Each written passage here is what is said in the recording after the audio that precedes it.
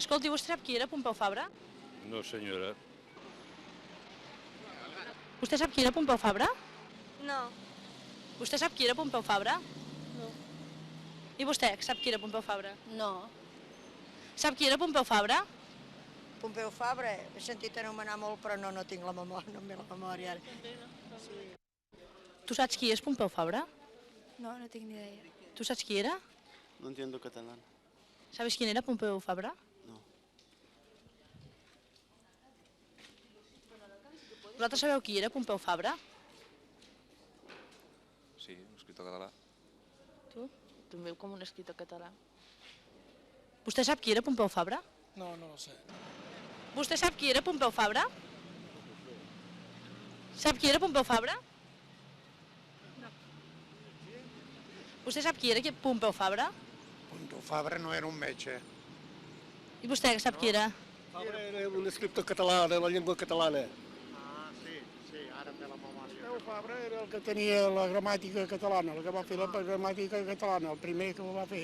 Per això va ser idioma, perquè el català el va gramatitzar el Pompeu Fabra. Gràcies. Vosaltres coneixeu Pompeu Fabra? No sé dir, però no sé de què va. Tu saps qui era? No, no. No ho coneixo, no.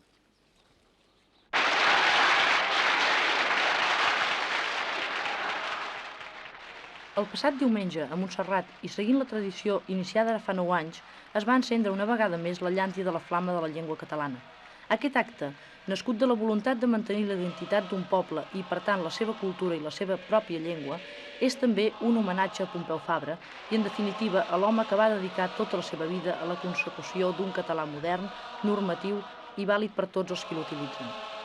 Avui en dia, malgrat que des de sectors lingüístics concrets es qüestioni la globalitat de l'obra de Fabra, aquesta continua desconeguda per la majoria dels qui se senten catalans. Actualment, i després d'uns anys especialment difícils per la nostra cultura, les corrents filològiques no coincideixen plenament en els continguts del fabrisme.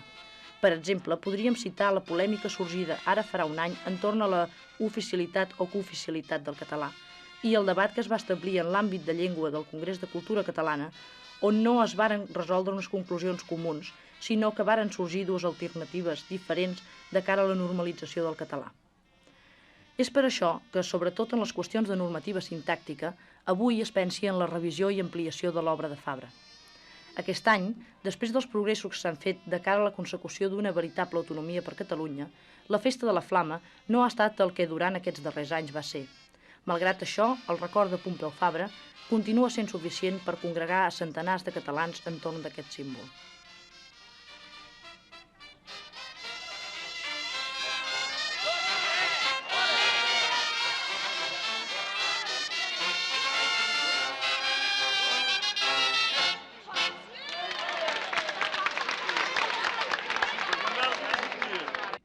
El 25 de desembre de 1948, Pompeu Fabra moria a l'exili a Prada del Conflent al Rosselló. La seva darrera feina havia estat l'elaboració d'uns exercicis elementals de gramàtica pels exiliats catalans i el seu darrer acte d'afirmació nacional, el de fer testament a l'únic país, Andorra, on es podia fer en català. Pompeu Fabra neix l'any 1868 a Gràcia. Fill de l'alcalde de barri, és potser un dels millors exemples d'autodidactisme i de voluntarisme per tal d'assolir uns coneixements científics. A partir del dia en què es troba ridícul escrivint una carta als seus nebots en castellà, quan normalment els parla en català, Fabra pren consciència de l'estat de desordre de la nostra llengua. Estudia, forçat per la família, la carrera d'enginyer, sense però deixar els seus estudis lingüístics, així com l'estudi d'altres idiomes moderns. La seva quasi exclusiva dedicació a la filologia comença quan, després d'una experiència com a mestre en una acadèmia, entra de ple en el grup que Rossinyol havia animat al voltant de les festes modernistes de Sitges. Participa també de ple en les tertúlies literàries al Cau Ferrat. És l'època més bohèmia de Fabra i també la més exaltada. A partir d'aquí, entra a la revista L'Avenç, des d'on començarà a fer públiques les seves tesis sobre la necessitat d'una normativa pel català. En aquest sentit, i seguint els consells de Fabra, l'Avenç canvia la seva S final per la innovadora C trencada. Però aquesta actitud de Fabra no és gratuïta. Respon a la realitat cultural i lingüística de la Catalunya de finals de segle. Enmig d'un estat de desordre que ja venia de lluny, el català no té en aquesta època cap tipus d'estructura formal que el conformi com a llengua moderna. A principis de segle i després de la tancada forçosa de l'avenç, la seva situació econòmica li fa acceptar una càtedra a Bilbao. De totes maneres, l'any 1906 ve a Barcelona el primer Congrés de la Llengua Catalana, on presenta amb molta força les seves teories, clarament oposades a la tònica general del Congrés. Quines eren les diferències entre Fabra i mossèn Alcover respecte de la normativa ortogràfica? Els primers anys no n'hi havia de diferències. Tant és així que mossèn Alcover, que era president de l'institut, va firmar amb els altres membres de l'institut la normativa, les normes ortogràfiques. Les diferències van venir després, quan per motius personals, sobretot, se van desavenir. I la principal diferència que hi havia entre un i l'altre en quant a ortografia era l'ús de la Y, que mossèn Alcover defensava i en Fabra combatia. Però, a part d'això, després hi havia les diferències d'altres ordres, per exemple, l'ús de certes paraules, que mossèn Alcover volia donar molta llibertat a les formes dialectals, i, en canvi, els altres de l'institut volien una llengua més unificada, com són les llengües, generalment les llengües de les ortografies i les gramàtiques de les altres llengües cultes. L'any 1911, Fabra és cridat per Prat de la Riba per tornar a Barcelona i fer-se càrrec de les oficines lexicogràfiques de l'Institut d'Estudis Catalans.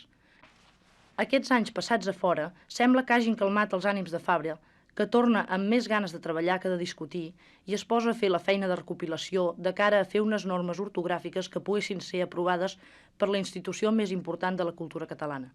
S'incorpora, doncs, a les tasques de l'Institut i, conjuntament amb els seus col·laboradors, acaba les normes que, malgrat l'oposició de mossèn Alcover, l'Institut aprova com a normes oficials. Aquesta és l'època de més productivitat de Fabra. Ja ha fet diverses gramàtiques, assajos sobre sintaxis i un primer diccionari ortogràfic de la llengua. Així doncs, la Casa de la Convalescència, annexa de l'antic Hospital de la Santa Creu i seu de l'Institut d'Estudis Catalans, els ha estat arrabassada i cedida diverses vegades. Ara fa uns 4 anys, la Diputació de Barcelona, que disposava dels locals d'aquesta casa per mantenir-hi entitats addictes al règim, tornà a cedir-la a l'Institut, que durant aquests anys havia hagut de funcionar primer en la clandestinitat i més tard com a institució dependent de l'Òmnium Cultural i, per tant, sense entitat pròpia. Avui, la Casa de la Convalescència està en obres i, si tot marxa tal com es preveu, d'aquí a uns 6 mesos tot el material i l'equip de l'Institut podrà retornar a la seva antiga seu. El problema és que de tant en tant el pressupost s'acaba i cal tornar a insistir i, si molt convé, buscar noves fonts d'ingressos. Avui, doncs, sembla que Catalunya recupera un altre dels seus trossets perduts. Vostè va treballar llargament i intensament amb en Fabra. Com va ser aquesta feina a l'institut i fora de l'institut? La meva feina al costat de Pompeu Fabra es divideix en 2 etapes. La primera, durant la confecció del Diccionari General de la Llengua Catalana, perquè en aquella època jo treballava en una impremta i en aquesta impremta es va portar a imprimir el Diccionari de Pompeu Fabra. I així va ser com ens vam conèixer. I la segona etapa va ser a l'Institut d'Estudis Catalans, en què ell va voler que jo hi treballés. Per què li sembla que varen predominar i varen guanyar les tesis d'en Fabra? I van predominar i van guanyar fonamentalment perquè en Fabra tenia més raó que mossèn Alcover.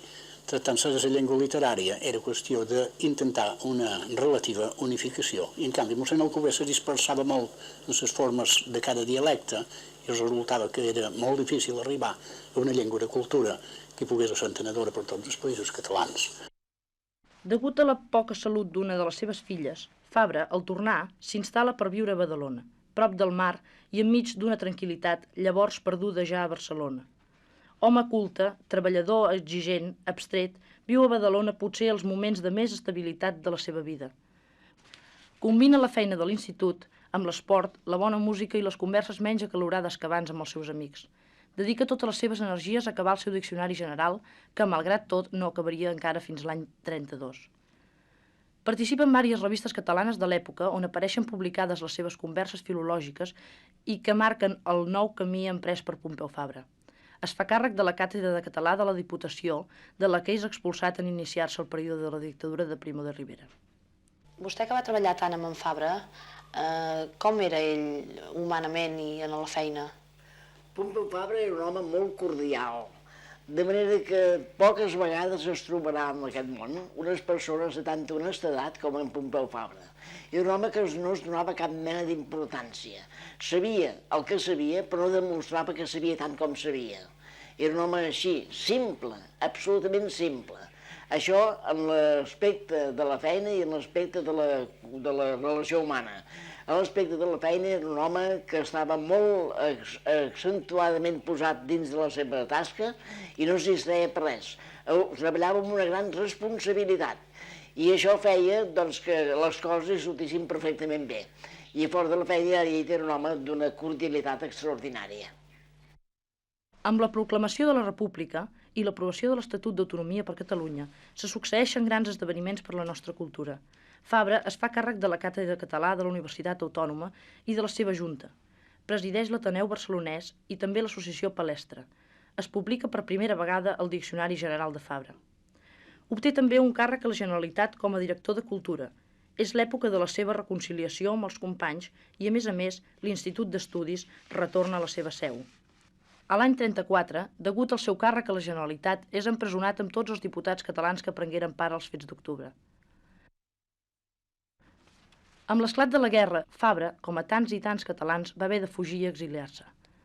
Viu l'exili d'una manera feixuga a França amb la seva família. L'any 1948, pocs dies després de fer-ne 80, Fabra mor a Prada sense haver pogut tornar a la seva terra. L'any Fabra, doncs, i les festes populars Pompeu Fabra, que s'han anat extenent al llarg i ample del territori català, han estat un símbol de continuïtat.